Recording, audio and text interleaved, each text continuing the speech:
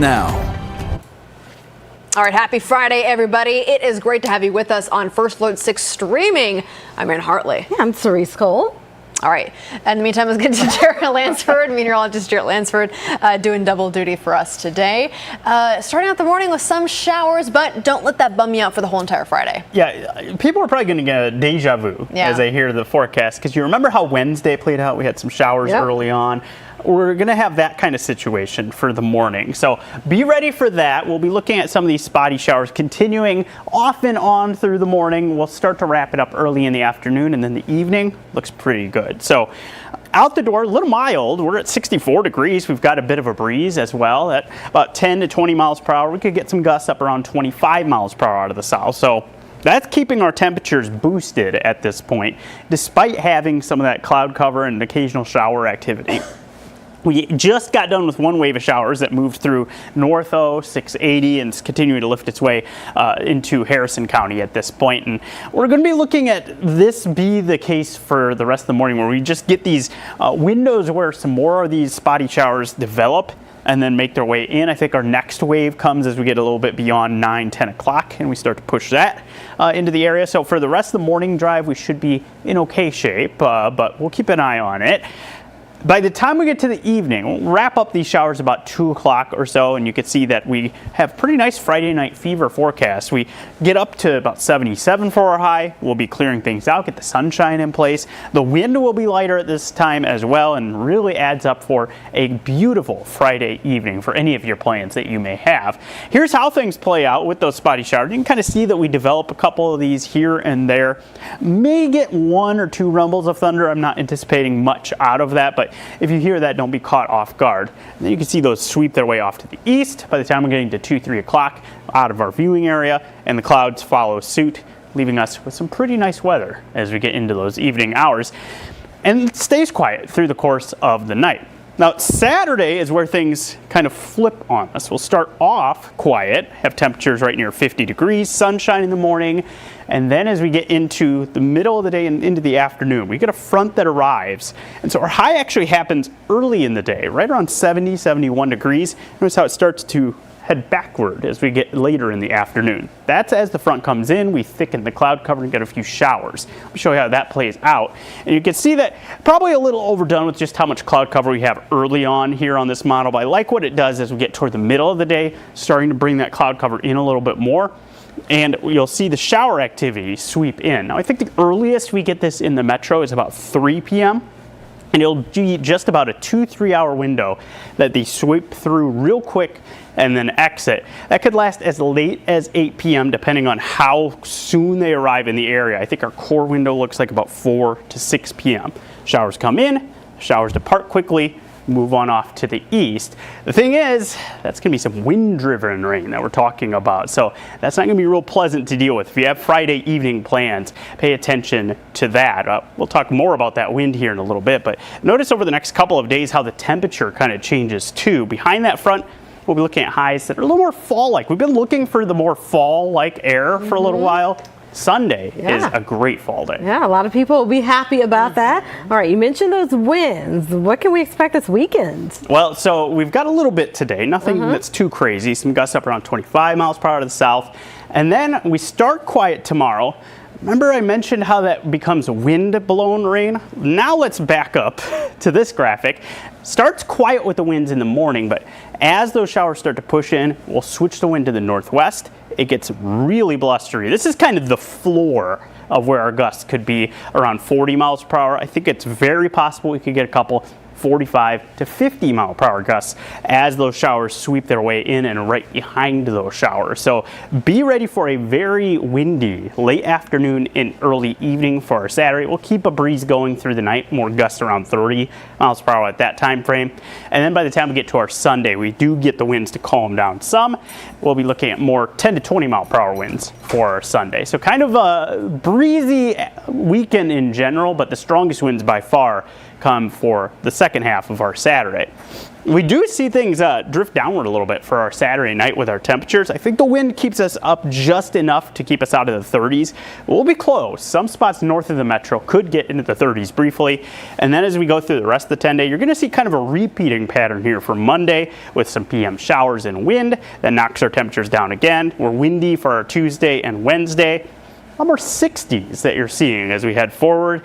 It does look pretty pleasant for the next Husker game, not the one that we have tonight that's in Minnesota, but of course they return back home next weekend, and it is looking pretty good for us next weekend. All right, of course, Jarrett, you're doing both jobs today as far as weather and traffic, so how are the roads looking? Well, we're keeping a close eye on things because we do have a couple of those spotty showers. There could be a couple damp spots, but we haven't really seen much in the way of crashes or anything show up just yet. We do have one spot here on the bottom right that you're going to look at where we had some emergency crews that were on hand on the ILQ as you were heading westbound. That has cleared up. Great news there. And it is looking like it's moving a little bit better, even on the interstate in that stretch, than it did even about 10 minutes ago. We'll keep an eye on that. That's been a problem spot for the last few mornings. Top left, you're seeing Dodge, where we have some wet roads right around 144th and Dodge. So watch for that this morning. Here's what things are looking like, a little closer view of that on I-80. You can see that we still are a little slow, but it definitely has improved over what we were seeing not too long ago. The 680 interchange is always kind of my threshold of if we're getting backups there from what we have at that construction zone, that's trouble. So far we haven't gotten to that point. So hopefully we can manage with what we're seeing going westbound through that area around Q toward Giles. It's definitely going to be slow and a pain to drive through that part, but as we get toward the 680 interchange, we're holding up in okay shape. And when we look through the metro, we don't have any big problem spots that are showing up. As you make your way westbound on L, approaching the JFK, a little bit slow there, but mostly we're handling the commute in pretty good shape. And maybe we have less people that are around too for the commute because they're on the way to Minneapolis for that Husker game. They're already there. So that might help the people who are driving this morning. Yeah. All right, Jarrett, thank you. Turning now to breaking news, we're following a person is in the hospital. After this overnight crash, officers are called to 144th and West Center Road at 1:30 this morning. We're told the victim's injuries are not considered to be serious. Also breaking this morning, one person's in the hospital after an incident in Bellevue. We don't know much, but here's what we can tell you. Officers were called to 15th and Cornhusker just after 10 last night. We're told the victim was taken to the hospital with life-saving measures in progress. We will be sure to update you on both of these breaking stories on air and online as soon as we learn more information. An update now to First Alert U2 this morning. Police say an early morning shooting in Omaha's Little Italy neighborhood yesterday was a product of domestic violence. Police say they were called to 8th and Pierce, where they found a woman in an alley with gunshot wounds. Police say the woman shot confronted her ex and his current girlfriend, pointed a gun at them, then threatened to kill them. At that point, officers say the ex fired his gun, injuring the woman. Police are still investigating. Over here now at the safety desk with Maria Cade. For parents, losing a child can have a profound toll, of course, on mental health. Yeah, and every year there's really an unfortunate statistic. About 21,000 babies are stillborn, and they say about the same amount of babies die during that first year after they're born. For parents, that loss can lead to symptoms of depression. This includes feelings of anger, irritability, or rage, crying and sadness, feelings of guilt, shame, or hopelessness, possibly even thoughts of harming themselves. And for some people, it might be hard to even find the words. Felt like I couldn't talk to anyone about what I was going through because it was so taboo.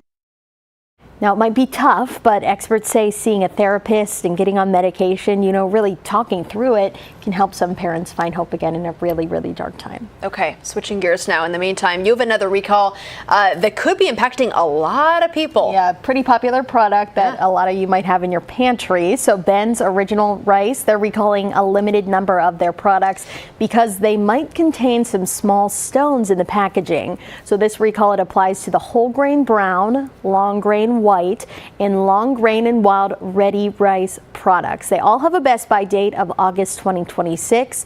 And these products were sold at stores like Target, also on Amazon. The company says they might have those small stones that actually come from the rice farm. And if you do eat them, they could cause a risk of oral or a digestive tract injury. So far, luckily, nobody has gotten hurt. But if you have one of these, contact Ben's. They'll get you a refund and you can send it back. Absolutely. Okay, Marie Kate, thank you. We're back after this.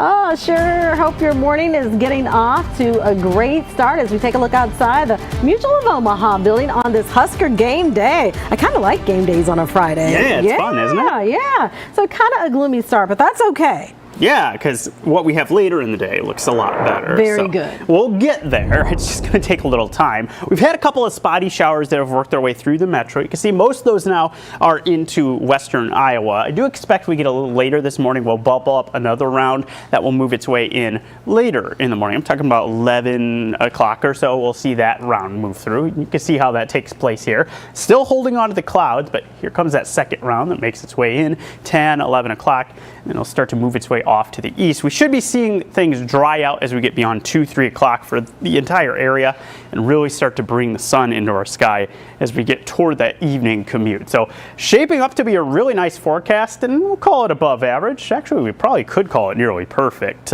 with how things are unfolding, because we're going to be into the 70s. We'll have the winds starting to die down.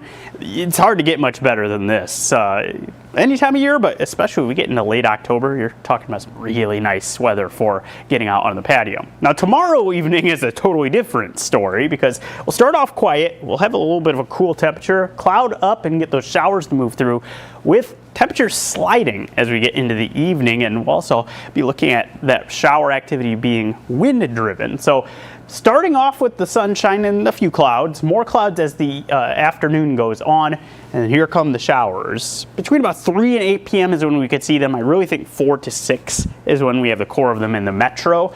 Quick moving, not going to be a whole lot to the rain itself. It's just the fact that as we have the rain, we also bring the wind in, and we'll start the day very quiet with the winds, about 5 to 10 miles per hour, but then as that front comes through, you're really going to notice a quick change in that wind going to the northwest and picking up with gusts that'll start going up around 35 to 40 miles per hour easily, and a few that could get closer to 45 to 50 miles per hour. So remember, it's quiet this evening, later this afternoon even.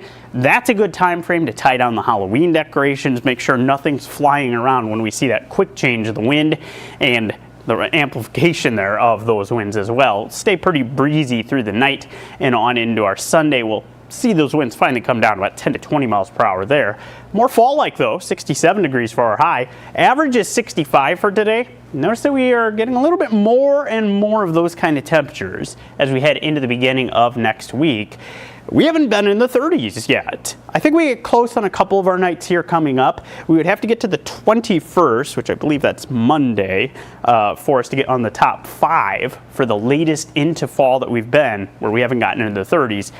I think we are looking at probably ending up on the bottom end of this list because we've got a couple of mornings coming up where we do drop things off, and let me show you how that unfolds. Warm temperatures as we go through the weekend, then we get this push of temperatures that are a lot cooler behind another front comes through on Monday, and that should drop us down. Tuesday trending cooler, and on Wednesday morning, we're talking about where we could be getting into those upper 30s for our temps. You'll see that just beyond the next 5 days. So we get close Saturday night. I think the wind keeps us just above getting to the 30s, but as we get into that Tuesday night time frame is where we'll be looking at the winds calming down as we get into the night, and we drop into the upper 30s for the first time of the fall. All right, I feel like a lot of people have felt like recently we've been a little bit deprived of our fall temperatures considering, and I guess some people, I mean myself, but as we look at the 10-day, we're getting into the more fall feeling like temperatures. Sure. Yeah, the fall lovers, Aaron, are going to love what we've got going on here in the second half here. We're keeping the nighttime temperatures right around 40 degrees. We get some temperatures that are in the 60s consistently. This is a lot more seasonal. None of the 80s or even near 90 degree temperatures that we had earlier in the month. And as we make our way toward the end of that 10-day forecast, you're going to notice that we get a couple of breezy days. We'll have to watch there at the end of the 10-day, another system that could kick up the wind and bring in some rain. Maybe get some colder air on the backside of that one as well. I like to see that. Okay. There you go. Thank you. All right, turning now to details on an officer-involved shooting. We first brought you as breaking news yesterday morning. Now, the suspect has been identified as 50-year-old Dean Weiss. Now, when officers arrived to the scene near North 152nd and Spencer, they say Weiss broke the back patio door and entered the home. Well, minutes later, OPD says he came out the front door of the home, pointed his gun and fired at officers. That's when officers returned fire, shooting Weiss during the exchange. He was taken to the hospital. He is expected to survive. And we spoke with a neighbor who was woken up by the gunfire and described what he saw. A little disturbing, we didn't know really what was going on. So that was, part of the question is, what's happening. So, but we did see the canine dog run up to the front step of the house that apparently help take down the burglar, is what we understand.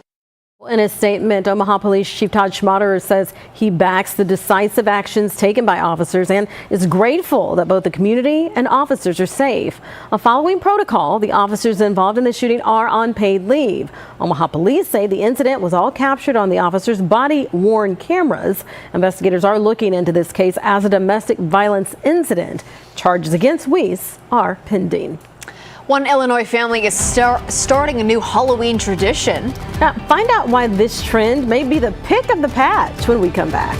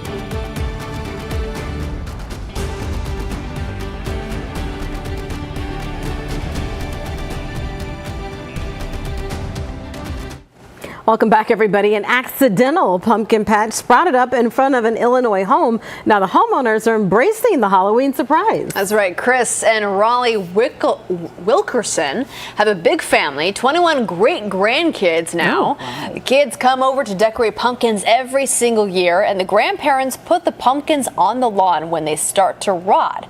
Well, a couple months later, the Wilkersons had a full-blown pumpkin patch in their front lawn. And then when this summer they just started sprouting. And then I see this little patch coming up. I said, what the heck is that? Love it. Me too. The rest of the pumpkins have until the end of October to ripen, and the Wilkersons say they'll do it all again next year. Oh, look at that. That's fabulous. Oh, the grandkids, all of them are loving that. That's a fun one. All right, a staple for many people on their lunch or dinner menu, it is National Pasta Day. Ooh, yum. Pasta's history, of course, ties to Italy with a first reference in the 1100s in Sicily. As for how many kinds of pasta there are, well, the Encyclopedia of Pasta, yes, there is one, counts more than 300 specific kinds. There's spaghetti, macaroni, penne, linguine, fettuccine, That's just 5. to name a few. Erin shared her favorite earlier. You know, it's funny, on all I basically buy now, they're showing the chickpea pasta. It's basically all I buy at this point, and they have so many of the different shapes in the chickpea kind. What about you guys? Yeah, I love a good chicken fettuccine Alfredo. If it's done right. He's talking about the dish. There you go. It depends on what the bow tie is good for That's my one favorite, dish. Yep. Farfalle. Yeah. Angel hair is good for other dishes. It depends on the dish. I know. But now I want pasta, whatever. That's all I want right now. For breakfast. All right, everybody. Thanks so much for joining us here. We're going to get ready for our update in the Today Show. You can watch it here on streaming or over the air. Have a great start to your Friday.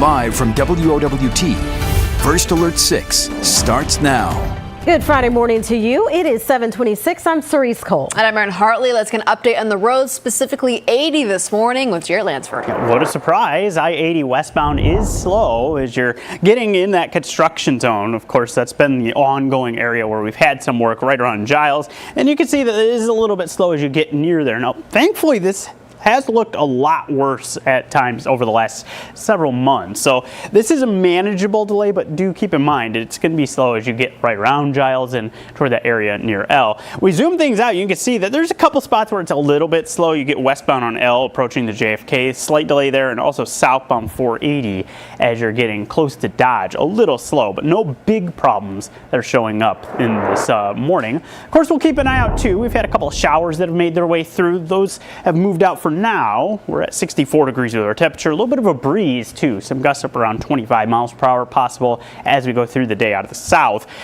As we make our way through the morning, there you can see a couple of spotty showers into western Iowa. Cloud cover still in place further to the west, and we're going to hold on to that as we go through the morning. Have a couple more spotty showers develop as we get later in the morning. You can see how those chances increase about 10, 11 o'clock.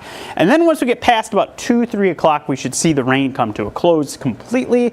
clear things out, get some sunshine for the evening hours. Peak about 77 for our high today.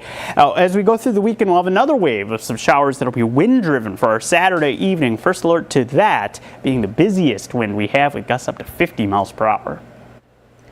Breaking news, we are following a person is in the hospital after an overnight crash. This happened in the area of 144th and West Center Road at 1:30 this morning. Details are limited, but we're told the victim's injuries are not believed to be serious. All right, it's 7:28. We're back with another update for you in about 25 minutes. We'll see you then.